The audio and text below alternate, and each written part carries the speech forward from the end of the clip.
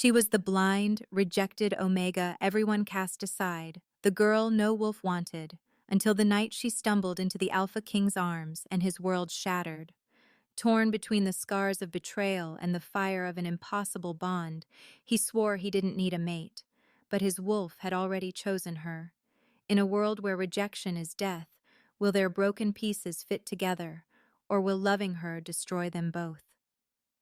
Before we dive in today's story, I requested that if you're new here, hit that subscribe button and turn on notifications so you never miss a story that will make your heart race and your soul ache. Join our family of story lovers and be the first to experience thrilling romances, impossible bonds, and unforgettable journeys. Your next favorite story is just a click away. Now let's go. The hall was warm with firelight. The smell of roasted venison drifted thick in the air. Laughter and howls echoed against the high stone walls. Every wolf in the pack had a place at the long table. Every wolf, except her. Aria Mooncrest sat in the shadows. A chipped wooden bowl rested in her hands. Inside it was only bread, dry and hard as stone. Her stomach growled, but no one noticed, no one cared. The long table stretched across the room. Golden plates gleamed, cups overflowed with spiced wine.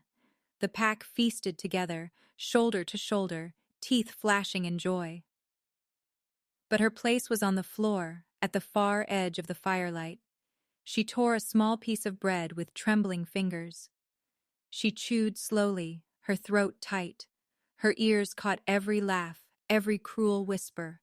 Look at her, the Omega. She doesn't even belong here. Why doesn't she just disappear? Aria lowered her gaze. Her cheeks burned with shame. Her wolf was silent, too beaten to speak. A lump pressed in her throat, but she swallowed it down. She had learned long ago not to cry where they could see. The pack elder raised a toast. The wolves howled together. The sound shook the rafters. It should have stirred pride in her chest. Instead, it hollowed her out even more. No one looked her way. No one passed her food. No one asked her to join. She was a ghost among the living, and yet her heart ached for them to see her. Her hands shook around the bowl. Her nails scraped the wood. She wished she could vanish into the smoke. She wished she could trade places with the flames. At least fire was wanted. She remembered being a child, running with other pups in the forest. Her laugh had once rung out with theirs.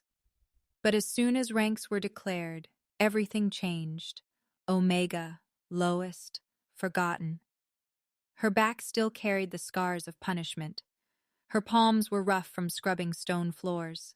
Her knees ached from bowing, bending, serving. She worked until her bones screamed. And still, she was nothing. The wolves at the table banged their cups in rhythm. Their songs rose, wild and free. Aria hummed softly to herself, too quiet for anyone to hear. It was the only way to feel less alone, but even her own voice sounded like a stranger's. She thought of the moon goddess. The stories told of mercy, of love, of mates who saved lost souls. She prayed those stories were true, but prayers had never been answered before. Why would they be now? Her lips moved silently. Moon goddess, let me die. The words were broken, almost soundless. Or, let someone see me. Her voice cracked on the last syllable. A young wolf spilled his drink. The table roared with laughter again. She flinched at the noise. Her heart twisted, aching to be part of it, but she knew she never would. She looked at her reflection in the surface of her water. Her dark hair hung limp against her pale face. Her eyes were swollen from nights of crying. Her lips trembled, cracked from hunger. She barely recognized herself anymore. Was this all her life would be? A servant, a shadow, an outcast, unloved, unseen, unwanted. Her stomach knotted with hunger, but the bread turned to ash in her mouth. She set the bowl down, untouched. She folded her hands in her lap, forcing herself still. The fire popped and hissed beside her. Even that sound seemed louder than her existence. The feast carried on without pause. Voices rose, filling the hall with joy. Her silence grew heavier, crushing her chest. She wanted to scream, to shatter the room with her pain, but her lips stayed shut. Her wolf whimpered deep inside. Aria closed her eyes, trying to soothe it. She told herself not to hope. Hope only made the hurt sharper. Hope was a knife. Her hands curled into fists. Her nails bit into her palms. She thought of running, of never coming back, of leaving the table of wolves forever. But she had nowhere to go. No family, no friends, no one who would miss her, no one who would call her name. The night dragged on. She sat still as stone. Her heart grew heavier with every laugh that wasn't hers. Her chest burned with every smile that wasn't meant for her. She wished she could disappear. The fire dimmed to embers. The song softened into drunken chatter. Her body was cold, though the flames licked the air. Her soul was colder still. She was ice in the middle of summer. Her lips moved again. Her whisper was fragile as smoke. Moon goddess, if you hear me, her throat tightened. Please, set me free. Her eyes stung, but no tears fell. She had learned to bury them too deep. Only the emptiness remained. Only the ache of being forgotten. Only the silence of being unwanted. She curled her arms around herself. The wolves at the table roared with another toast.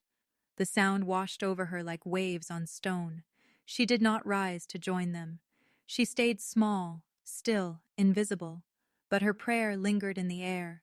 Her words hung heavy, unanswered, yet something inside her stirred.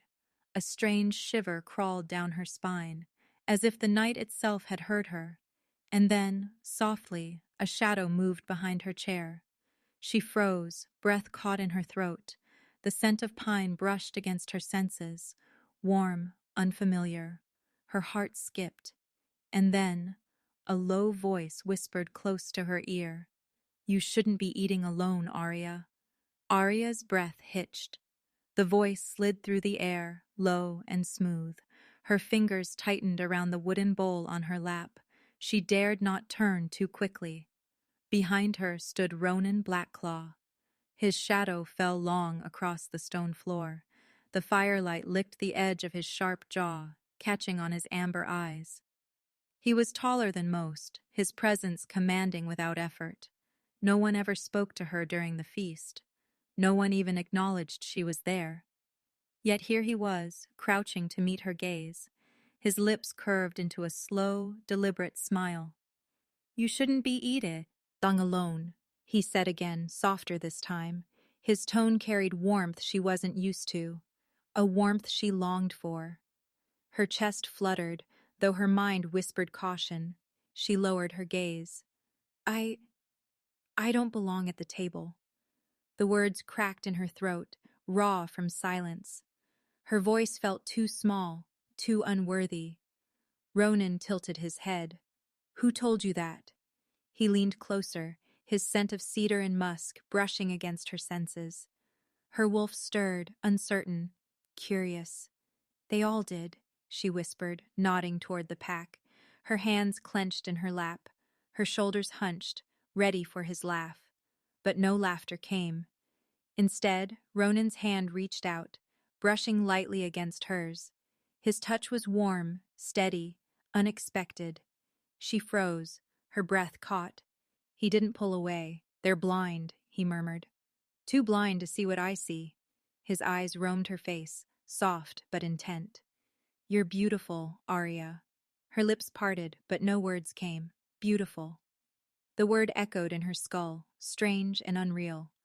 No one had ever given her that name before. Her heart pounded against her ribs. Her cheeks heated under his gaze. She tried to look away, but his hand rose, tilting her chin gently upward. The world seemed to still. You don't have to hide anymore, he said. His thumb brushed her knuckles. His smile deepened, almost secretive. You belong with me. The words melted into her ears like honey. They were dangerous, sweet, irresistible. Her wolf whimpered softly inside, torn between hope and fear. Her chest swelled with something she hadn't felt in years. Belong. She had never belonged anywhere, and here was Ronan offering it to her with nothing but a whisper. Her heart leaned toward him, even as her mind shook its head. She wet her lips, struggling to answer. Why? Why are you saying this to me? Her voice trembled, more fragile than glass. She was terrified of the answer. Ronan's smile softened further. Because it's the truth. His gaze burned steady, unflinching. Because I've seen you, even when they pretend you're not there. Her throat tightened. Her eyes, blurred with sudden tears. She blinked hard, refusing to let them fall. But his presence made it harder to hold them back. The noise of the feast dimmed in her ears. The laughter, the clinking of cups, the howls of joy, all faded. All she could hear was him. All she could see was his gaze locked on hers. Her hand trembled beneath his. She wanted to believe him. She wanted to step into the warmth he offered, but doubt gnawed like a beast in her chest. You don't mean that, she whispered. Her voice was sharp with disbelief, yet weak with longing. No one means that with me. Her eyes darted to the floor, ashamed of her own hope. Ronan leaned closer, his lips near her ear. I mean every word, he breathed. His tone was velvet and steel together. You are mine, Aria. You always were. Her pulse raced, pounding in her ears. Her wolf stirred, howling softly within. The sound of his claim filled the hollow places in her heart. She almost believed it. She pulled back slightly, confusion flickering in her eyes. Yours? She asked, barely daring the word. He smiled, sharp but gentle. Yes, mine. The fire behind him crackled, casting shadows across his face. His gaze burned hotter than the flames, and in that moment she felt a spark of something she'd never known. Not safety, not trust, something more dangerous. The feast continued behind them, oblivious. But Aria's world had shifted in an instant. Her loneliness cracked open. Her silence was broken. Ronan's hand tightened gently around hers. Meet me tonight, he whispered. His eyes gleamed, daring, inviting. Under the moonlight, just us. Her breath caught. Her chest rose and fell too fast. Her mind screamed of danger, of impossibility. Yet her heart beat yes, yes, yes. The world around them blurred into nothing. Her senses drowned in him, and for the first time she felt seen. Truly, painfully seen. The fire sputtered. The laughter swelled again, but Aria heard none of it. Only his words lingered, echoing in her chest. Tonight, in the forest. His lips curved into a knowing smile. You won't regret it. Her lips parted, but no answer came. Her silence was answer enough. Ronan straightened slowly, his hand slipping away from hers. Her skin burned where he touched. He gave her one last look, fierce and certain. Then he turned back toward the table, blending into the crowd. Her world felt emptier without his shadow beside her, but her heart refused to be still. She pressed her trembling fingers to her lips. Her chest rose and fell as though she had run a mile. Her mind reeled, lost between doubt and longing. Her wolf whispered softly, uncertain but alive. The bread in her bowl lay forgotten. Her hunger had shifted, turned into something entirely different. She could not eat now. She could only wait for night to fall. Her eyes lifted toward the moonlight seeping through the high window. Silver light touched her face. Her heart whispered the word again, fragile but insistent. Belong. And deep inside her, something fragile cracked open, something that could not be sealed again. The hall faded into silence in her ears. All that remained was the echo of his promise. You're mine. And she knew she would meet him, even if it was a mistake, even if it broke her. She would meet him. Her whisper trembled into the night. I'll go. The whisper had barely left her lips, but it lingered in her chest like a vow. I'll go, she breathed into the silence, as though the walls themselves had heard her. Her pulse hammered against her ribs, refusing to settle. The feast carried on, but she no longer tasted the air. The fire popped behind her, smoke curling in lazy ribbons. Her fingers toyed with the edge of the wooden bowl. But she couldn't eat, couldn't sit still. The promise way hit heavy and light all at once. Her eyes lifted to the high windows again. The silver light beckoned her, cool and watchful.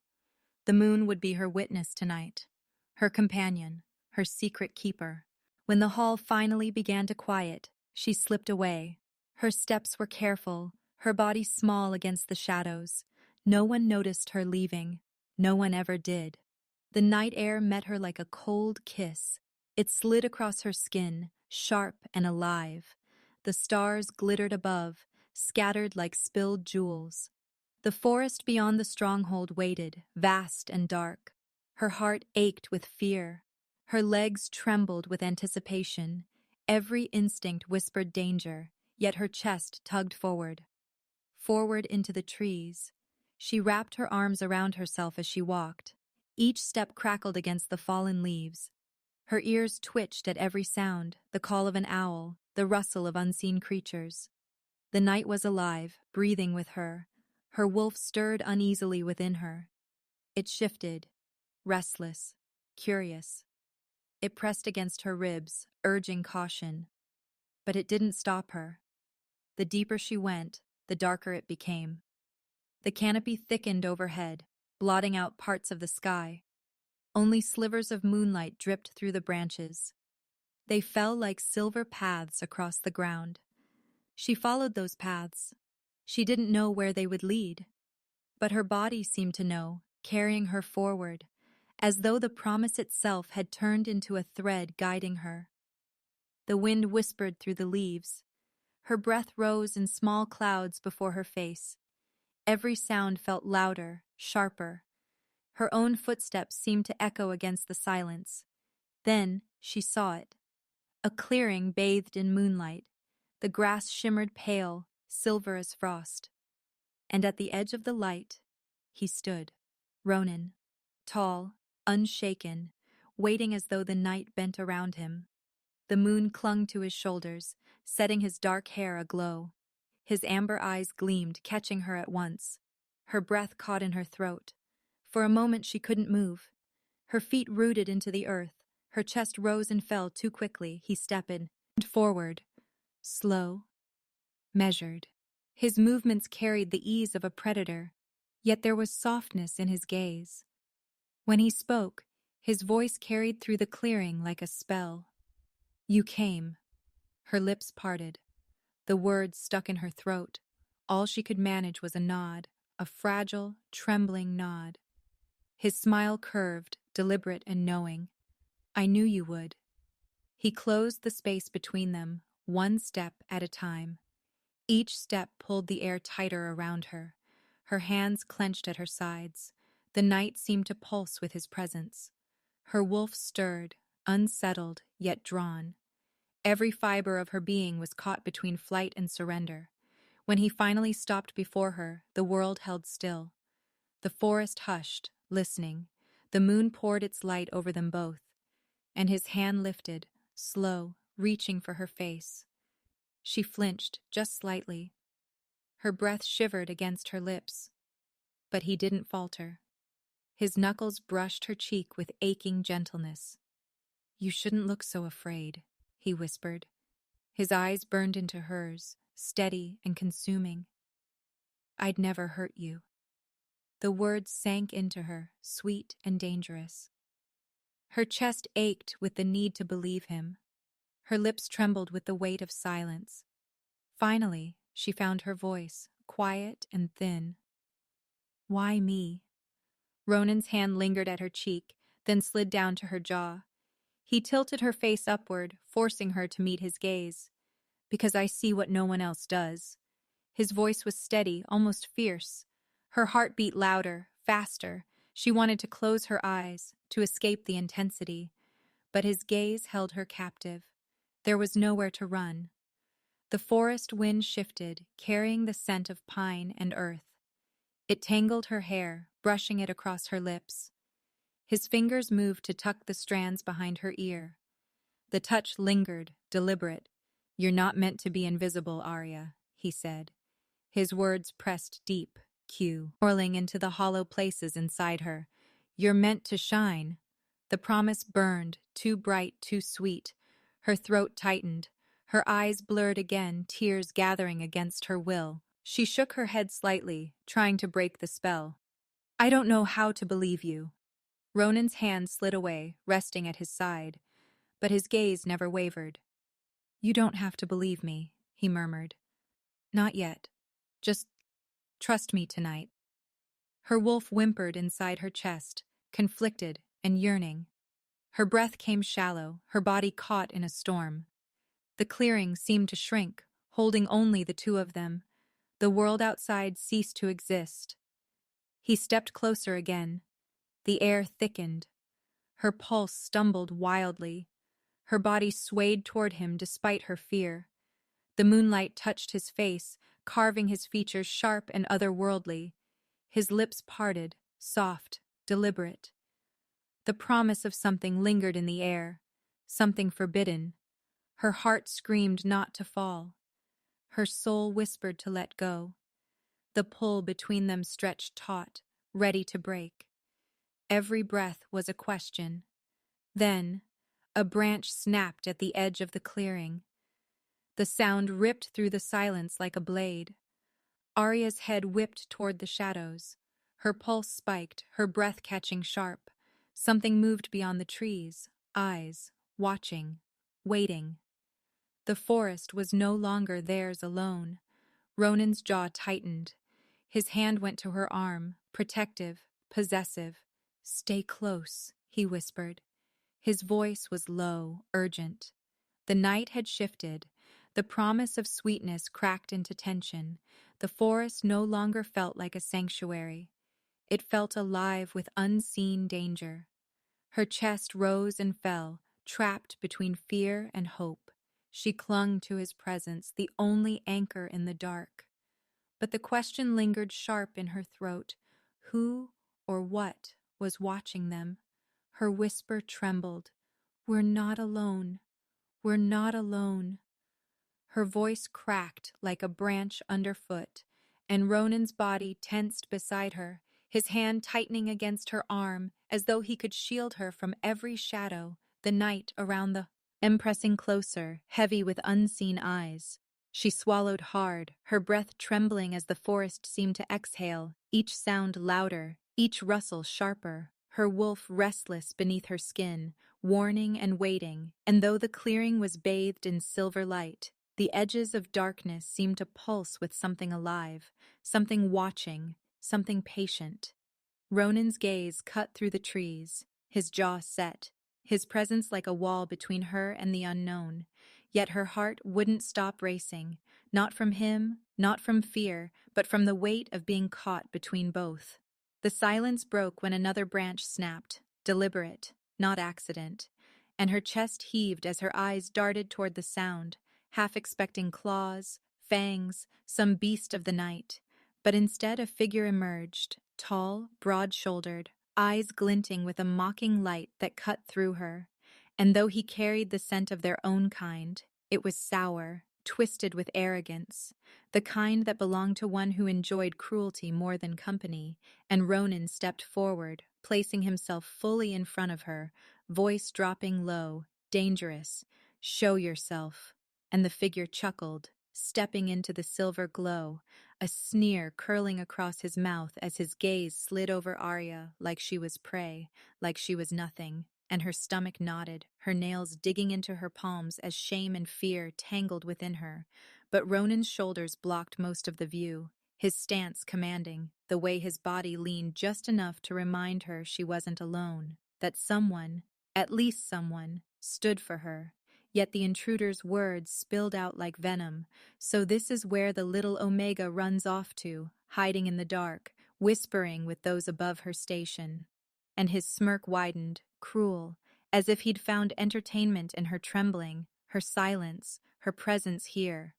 Arya's throat burned, 100 denials rising, but none strong enough to escape, for what truth would they hold in the face of his taunts? And she hated herself in that moment, hated how small she felt under his gaze, until Ronan's voice, cut through, steel-wrapped in calm, "Leave."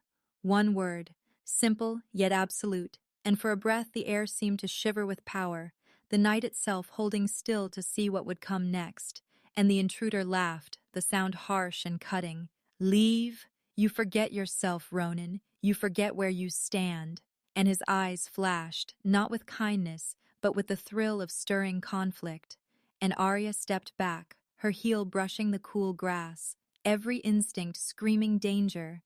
Yet at the same time, an ache rose in her chest at the way Ronan stood firm, unshaken, as if he'd take the brunt of every storm before he let it touch her. And her heart twisted with something dangerous, something new, for in his stance she saw protection, defiance, and a promise unspoken. But before she could cling to that fragile safety, the intruder's smirk deepened, his words a blade meant to pierce her. "The whole pack will know by morning that their rejected little servant dares to sneak away under the moonlight." And her blood froze, her lungs refused air, because she knew what such whispers could do, how they could spread, how they could shatter what little she had left. And Ronan moved again, stepping closer to him, his voice a growl now, not raised but sharp enough to cut. "If you speak a word, you'll regret it." And the clearing throbbed with tension, with the promise of violence.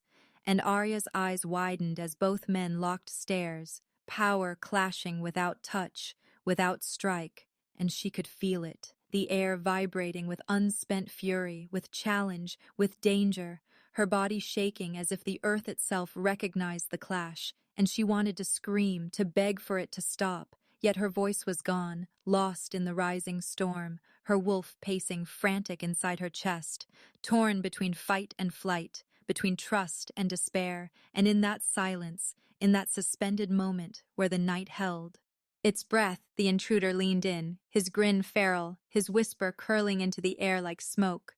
"She'll destroy you, Ronan. Just wait and see." And with that he turned, his form melting back into the trees, shadows swallowing him whole, leaving the clearing colder, emptier, heavier than before, and Arya's breath shuddered free at last, though it did little to ease the pounding in her chest.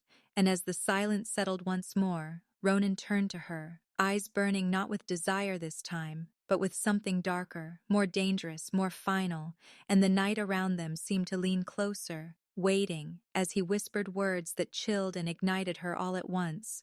"You belong to me now." The words still hung in the air, raw and searing. "You belong to me now."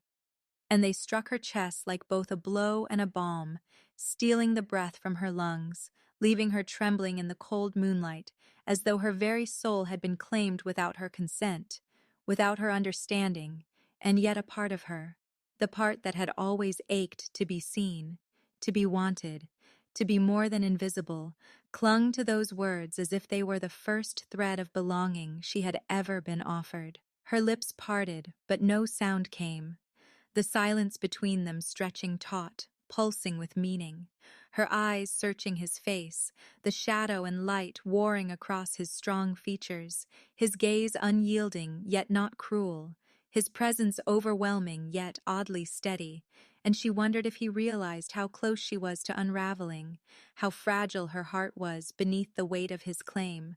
But before she could retreat, before she could even think, Ronan's hand lifted once more, brushing along her jaw with a tenderness that contradicted the steel in his voice, the roughness of his fingers warming her chilled skin. And she closed her eyes against the sensation, fighting the tears threatening to fall. Getting the storm inside her that whispered she was foolish, foolish to believe in the protection of anyone, foolish to think she could matter. Yet his touch lingered, his thumb stroking just beneath, her lip coaxing her to look at him again, and when she did, when her gaze locked with his, she felt undone, completely undone, for his eyes held not mockery, not pity, but something deeper, something dangerous, something that burned through her defenses like fire through frost, and it terrified her more than the shadows ever could. "Why would you say that?" she whispered finally, her voice fragile, trembling, a mere thread in the vast silence of the forest, and he tilted his head, watching her as though the question itself revealed more of her than her words ever could, his lips curving not into a smirk, but into something heavier, something thoughtful, as though he too wrestled with a truth he hadn't expected to speak aloud, and after a long pause he answered, low, rough, because I won't watch them break you. And the certainty in his tone settled deep into her bones, striking a place long hollow, long bruised, and her throat tightened against the sob clawing to rise, because no one had ever said such words for her. No one had ever stood, no one had ever cared if she shattered, and the revelation left her unsteady, swaying slightly as though the ground beneath her had shifted. Ronan caught her hand without hesitation, his grip firm, grounding, his warmth seeping into her fingers, holding her steady, as though to remind her she was not alone, not in this moment, not anymore. And the heat of his palm spread up her arm, igniting sparks across her skin, making her heart pound faster, louder, and she wanted to pull away, but she couldn't, the strength of his touch anchoring her in place, leaving her caught between fear and yearning. They'll hate me more if they see us, she murmured, her voice choked, eyes darting toward the shadows where the intruder had vanished, the weight of his threat still pressing on her chest. But Ronan leaned closer, his breath brushing her ear of how. He whispered, then let them hate, let them burn with it. They cannot unmake what I see in you. And her knees nearly buckled at the conviction in his words, at the way he spoke as though her worth was unquestionable, as though her existence was not a burden, but a fire, and she couldn't help it. The tears slipped free, hot against her cheeks, silent confessions of a lifetime of pain, and Ronan's thumb brushed them away, not with impatience, not with disdain, but with a gentleness that broke her further, because she had never been touched with such care, never been held as though her sorrow mattered. Her breath hitched as she tried to speak, to tell him he was wrong, that she wasn't worth the fight. But instead, what escaped her lips was softer, smaller. I don't know who I am anymore. And his jaw clenched, his eyes burning brighter as he answered, then let me remind you. And before she could ask what he meant, his other hand lifted, fingers brushing the neckline of her simple dress, not in hunger, not in haste, but in reverence, tracing the edge of the fabric as though it were sacred, as though she were sacred, and her heart raced with confusion, fear, desire, everything colliding inside her until she thought she might burst. And her wolf stirred too, rising, stretching, curious about this strange safety, this strange pull that did not feel like domination but like recognition, and the sensation left her trembling, unable to step away, unable to resist. Ronan's voice softened, the edge fading, replaced with something raw. Do you know what I see when I look at you, Aria? And she shook her head, unable to meet his gaze, unable to face the weight of it. But he tilted her chin again, forcing her eyes to his, forcing her to witness the truth in his expression as he said, I see strength where you see weakness. I see fire where you feel ashes. And I see a mate who doesn't yet know her own power. And the word mate struck her harder than any insult ever had, her breath catching violently, her knees threatening to give, because no one had ever dared call her that. No one had ever given her such a place, such a title, not even in jest. And she didn't know whether to flee or to weep, but Ronan held her steady, his presence wrapping around her like armor.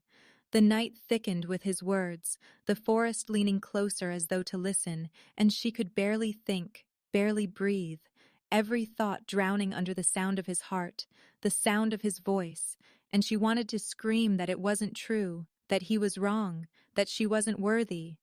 But her body betrayed her, leaning closer, her breath mingling with his, the distance shrinking, the air between them sparking with unspoken promises, and her wolf howled inside her, not in fear, but in recognition.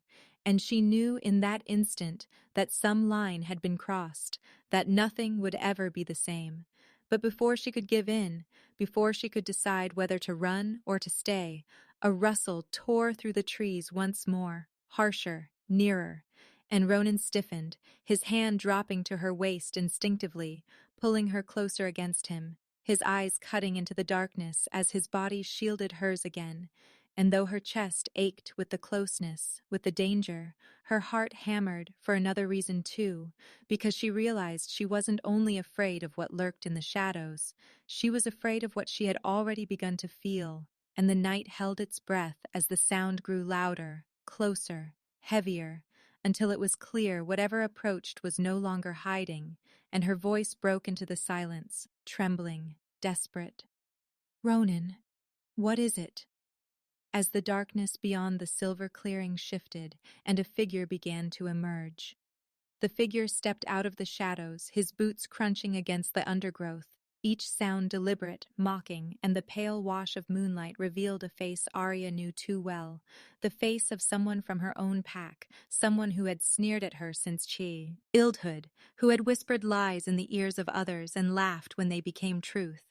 His smile now a cruel slash across his mouth as his eyes flicked between her and Ronan, gleaming with the satisfaction of catching them together, and her stomach knotted with dread, shame curling tight in her chest, because she knew what he intended to do with this moment, how he would twist it, how he would use it to grind her further into the dirt of the pack's contempt.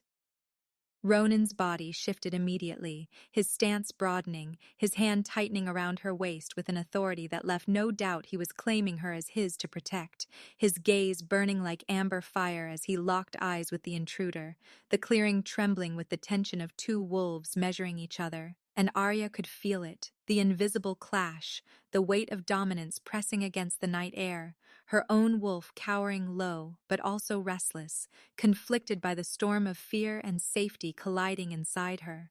The intruder chuckled, a sound sharp as broken glass, and he spat the words like poison. "I knew it! Our little servant girl found herself a savior," his tone dripping with mockery, twisting the moment into something filthy. And Aria flinched, though no blow had landed, her throat tightening, her breath catching, and yet Ronan didn't move away, didn't falter, his presence a solid shield, his voice cutting back low and dangerous. "You should leave before you regret being here." And though his tone was calm, the forest seemed to react, the air heavy with his command, the silence deeper, the shadows leaning closer.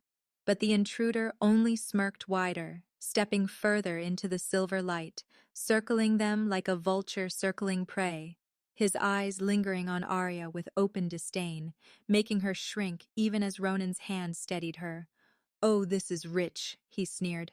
"The forgotten Omega thinks she can stand in the moonlight, thinks she can be touched by someone like you." And his voice cracked with ugly laughter, echoing through the trees, leaving her trembling, hating herself for trembling. But before she could crumble completely, Ronan shifted, stepping between them more fully, his growl deep, vibrating through the night. And for a heartbeat, even the intruder's smirk faltered at the force of it, though arrogance quickly returned. "Do you think you can protect her forever?" he taunted. "The pack already suspects. They already talk.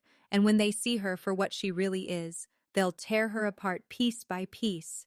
And the cruelty in his words burned hotter than fire, making Aria's knees weaken, her chest ache as though every syllable stripped another layer of her fragile hope. But Ronan's answer came sharp, a blade drawn. "Then they'll answer to me." And his dominance rolled out, thick and undeniable, enough to make even Aria's breath stall, enough to make the night seem to bow beneath his fury. Still, the intruder laughed again, though the sound carried a strain this time, forced at the edges. "Big words, Ronan, but we both know what happens to those who defy the will of the pack." And his eyes slid back to Aria, cruel, glinting. "And we both know she isn't worth it." And that cut deeper than claws, her body jerking as if struck, tears threatening to rise, shame filling her so completely she could barely stand. But Ronan's hand tightened, grounding her, his voice a growl near her ear. "Don't listen." And for a moment it steadied her, for a moment she believed, until the intruder moved again, closing the gap, his smirk daring, his presence suffocating, and the air around them grew heavier, charged with the threat of violence, and Aria's pulse screamed. her body trembling against Ronan's, her wolf pacing inside her chest, unsure whether to run or to bare teeth. "Say one more word," Ronan growled, his patience thinning, his voice a dangerous rumble, "and I'll make sure you regret it." But the intruder only leaned forward, his whisper slicing through the Sioux. "Old Night, you can't keep her hidden. Soon everyone will see, and when they do, she'll destroy you both." And before Aria could comprehend the full weight of his threat, before she could breathe, he shifted, his form rippling, his body breaking into the shape of a wolf, fur black as the void, eyes burning with feral intent, the growl that left his throat shaking the earth beneath their feet, and the clearing that had once been silver and still erupted with menace, with promise of blood, as Ronan shoved Aria gently behind him, his own chest expanding, his voice rough, final. "Stay back." Just as his own body trembled on the edge of transformation, the night holding its breath for the clash about to tear it apart. The black wolf lunged first, teeth flashing in the moonlight, a snarl tearing through the clearing like thunder, and Arya stumbled backward as Ronan let the shift consume him, his body snapping into the form of a massive wolf, his fur silver-streaked with shadows, his eyes molten gold that burned with fury. And when he met the black wolf in the middle of the clearing, the earth itself seemed to quake beneath the violence of their collision, claws raked, jaws snapped, growls ripped through the night so deep and savage that Arya's very bones trembled, her heart pounding as she pressed her back against a tree, her breath jagged, watching helplessly as fur and blood blurred in the violent dance of dominance, every strike ringing with more than physical fury. It was pride, it was defiance, it was the weight of the pack itself crashing into every blow. And though Ronan was larger, stronger, his opponent fought with the rabid desperation of someone who had nothing to lose, who wanted only to destroy. And for every hit Ronan landed, the black wolf twisted back with another, snapping at his legs, slashing at his side. And when the smell of blood filled the air, hot and metallic, Arya's knees buckled, terror flooding her as she realized the fight was not some quick display of dominance, but a battle meant to end in ruin, and she clutched her chest, gasping, whispering his name, though her voice vanished into the roars of the beasts, her body screaming to run, yet her soul rooting her to the ground, because leaving him felt like tearing her heart out, and the wolves clashed again, bodies tumbling across the clearing, the black wolf sinking teeth into Ronan's shoulder, ripping into flesh, and her cry broke free, raw and trembling. "No!" As if the sound itself could stop the carnage, and Ronan's golden eyes snapped to hers for a breath, catching her gaze even in the chaos, and something primal surged in that look, something that told her he was not fighting only for his pride, but for her. Always her, and with a roar that shook the night he wrenched free, slamming the black wolf down with the crushing weight of his body, claws pressing into his rival's throat, and for a moment the fight stilled, frozen in a tense silence, broken only by Arya's ragged breathing, until the black wolf writhed and snapped again, refusing to yield, and Ronan snarled, his dominance pouring out in waves, demanding submission. But the other wolf twisted beneath him, foam at his jaws, hatred burning so fierce that it refused to bow. And Arya could see it, could see that he would rather die than surrender, and her body shook with the realization that blood would spill until one of them fell, her lips parting with a cry of desperation as she stumbled forward, not knowing what she meant to do, only that she could not stand idle as the night devoured them. But Ronan's growl stopped her, sharp and commanding, holding her in place, his gaze flashing to her again as if to say, "Stay," as if to say, "Trust me." And she froze, trembling, tears brimming her eyes, and then his jaws opened wide, his teeth bared above the black wolf's throat, the raw power of the moment stretching so taut it felt like the forest itself had gone silent in dread, and Arya's heart cracked, fearing she would see him kill, fearing that once blood spilled, she would lose him to the very violence that had destroyed so much of her own life. But then, instead of striking, Ronan threw back his head and howled, a sound that split the night, deep and commanding, a sound that echoed through every tree and stone, a sound that wasn't just rage but declaration, a sound that carried the weight of an alpha king, even if he did not yet wear the crown, and the power of it shook Aria's soul, tears streaking down her cheeks as she felt the truth in it, felt the way his howl was not only a warning to the intruder, but a vow to the world. And when his gaze snapped back to her, golden and burning, the words followed, not spoken with lips, but with the thunder of his spirit. She is mine. And the forest seemed to hold its breath. The black wolf froze beneath his grip, and Arya's own breath broke in her throat, her heart slamming against her ribs, because those words, that claim, had been spoken before the moon itself, before whatever unseen forces ruled their world, and she knew in that moment the pack would feel it, the bond of it, the danger of it. And yet even as awe rippled through her, even as the black wolf stilled under the crushing weight of Ronan's dominance, his eyes narrowed, glinting with venom that no claim could extinguish, and with one last vicious surge he twisted free, slashing Ronan's chest open with a desperate strike before vanishing into the shadows of the forest, leaving the silver wolf bleeding in the clearing, his chest heaving, his eyes still locked on Aria, and she stumbled forward, tears falling, reaching for him as his massive body trembled, half-shifted, his breath shallow, and as she dropped to her knees beside him, her hand trembling over the wound, the forest still ringing with his claim, the night heavy with what it meant, his golden gaze fixed all, in her, burning with something that was equal parts pain and unshakable resolve. And then, just as her lips parted to whisper his name, his body gave a violent shudder, his form flickering between wolf and man, his strength draining fast, and the last thing she heard before darkness swelled inside the clearing was his voice, hoarse, strained, breaking through the blood and the weight of the night. "Don't let them take you," before his body crumpled, leaving her staring in horror at the alpha who had just claimed her, fallen at her side. Aria froze, her hands pressed desperately against his unmoving chest, her breath caught in her throat as though the world itself had stopped spinning, and for a heartbeat there was nothing but silence, a silence so cruel it cut through her ribs and hollowed her out, leaving her raw and gasping, whispering his name over and over, begging him to return, to take one more breath, to open his eyes.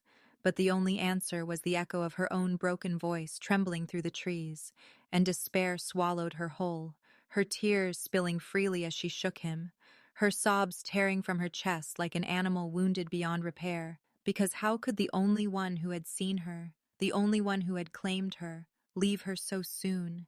And she pressed her forehead to his, whispering that she would go with him if he dared leave her here, whispering that her life was worth nothing if he was not in it, her heart shattering with every word.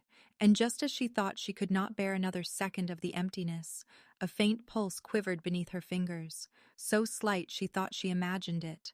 But then it came again, stronger, a fragile beat like the flutter of wings inside his chest, and she gasped, her tears halting as hope roared back into her veins, and she whispered his name again. This time not in despair, but in desperate pleading, urging him to come back to her, urging him to fight, and his lips parted slightly, a faint sound escaping, a growl too soft to be true, but it was enough to ignite the fire in her heart, enough to make her ling tighter, whispering that she was here, that she would not let go. And as if her words reached through the darkness that held him, his body twitched, his chest lifting faintly as breath struggled back into his lungs, and she cried out in relief, half laughing, half sobbing, her tears falling onto his face as his golden eyes flickered beneath closed lids, the faintest hint of light stirring there, and she urged him again, whispering that the fight was not over, that he could not abandon her, that she needed him more than she had ever needed anything in her life, and his body convulsed once more, his breath breaking through in a ragged gasp that tore the silence apart, and she felt his heart kick back to life under her palms, weak but there, and she clutched him tighter, whispering thank you to the moon, to the spirits, to anyone who had heard her desperate prayer, her sobs turning to broken laughter as she stroked his bloodied face, whispering how much she hated him for scaring her, whispering how much she needed him to stay. And when his eyes finally opened, dim but golden, they locked on hers with a weight that made her tremble, and his lips parted with a voice hoarse and fragile. "You are mine." And the words shattered her into tears once more because they were not a command, but a promise, a vow ripped from the edge of death itself, and she pressed her face into his neck, whispering back that she was his, always his, that nothing and no one would take that from them, not even death. And as his hand, shaking and weak, rose to her cheek, brushing away her tears with a touch so light it barely lingered, her chest ached with the force of the bond that pulled them together, the bond he had carved into the night with his claim, the bond that even blood loss and darkness could not sever, and though she knew danger still lingered beyond the trees, though she knew his woe, and was still deep and his strength fragile. For this one moment, she let herself drown in the relief of his breathing, the sound fragile but real beneath her ear. But just as the warmth of hope filled her, a new sound drifted through the clearing, faint at first but growing louder, the snap of branches, the crunch of boots against earth, and her heart seized with fear because they were no longer alone, and she turned her head, her body curling protectively over him, her ears straining against the growing noise.